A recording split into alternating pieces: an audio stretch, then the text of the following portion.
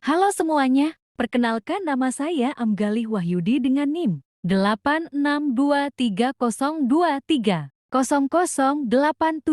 Pendidikan Agama Islam Fakultas Agama Islam Universitas Primagraha. Di sini saya membuat video untuk memenuhi tugas mata kuliah, media dan teknologi pendidikan. Di sini saya akan sedikit membahas mengenai multimedia learning. Apa sih multimedia learning? Jadi dalam pembelajaran modern, teknologi bukan hanya alat bantu, tetapi bagian inti dari proses belajar. Salah satu pendekatan paling efektif saat ini adalah multimedia learning. Yuk kita pelajari apa itu dan mengapa penting. Definisi multimedia learning. Penjelasan.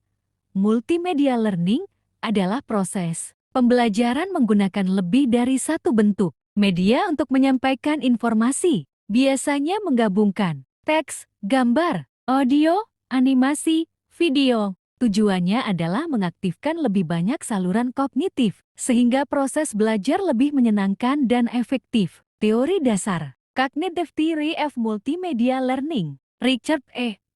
Mayer. Mayer menjelaskan bahwa otak manusia memproses informasi melalui dua saluran utama, visual atau pictorial channel gambar dan video, auditory atau verbal channel suara dan teks. Teori ini didasari oleh cognitive load theory yang menyatakan bahwa kapasitas memori kerja terbatas. Jadi penting untuk menyampaikan informasi secara efisien. Prinsip-prinsip multimedia learning. Multimedia prinsipal belajar lebih baik dengan kata tambah gambar. Modality principle audio tambah visual lebih baik daripada teks tertulis tambah visual. Coherence principle hapus informasi yang tidak penting. Redundancy principle jangan tampilkan audio, gambar, dan teks yang sama secara bersamaan. Prinsip-prinsip desain multimedia learning. Contiguity principle letakkan teks dekat dengan gambar yang relevan. Segmenting principle sajikan dalam bagian-bagian, bukan sekaligus. Pre-training principle ajarkan istilah atau konsep dasar terlebih dahulu. Signaling principle gunakan petunjuk visual untuk menyoroti hal penting. Prinsip-prinsip personal multimedia learning. Personalization principle gunakan gaya bahasa percakapan, bukan formal.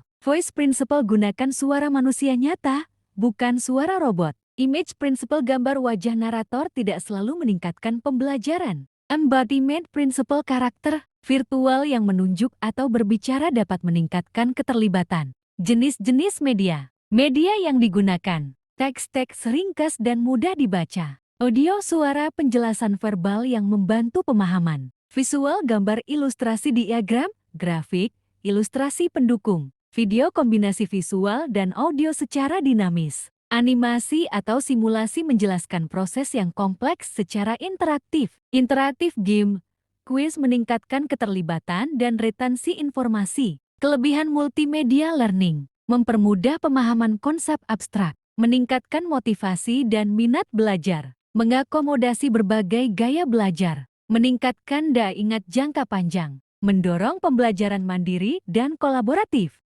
Tantangan dan kelemahan. Desain yang buruk bisa membuat siswa bingung. Terlalu banyak media dapat membebani memori kerja cognitive overload, membutuhkan akses teknologi dan pelatihan guru. Penerapan di kelas. Contoh, guru IPA menggunakan animasi untuk menjelaskan sistem pencernaan. Guru sejarah menggunakan video dokumenter interaktif. Siswa membuat presentasi dengan audio dan gambar untuk tugas akhir.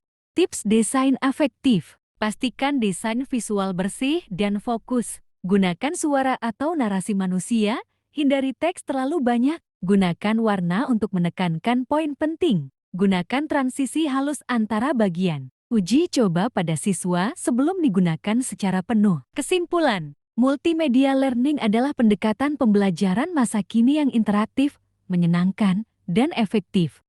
Dengan memahami teori dan prinsip dasarnya, guru dan siswa dapat berkolaborasi menciptakan lingkungan belajar yang lebih baik.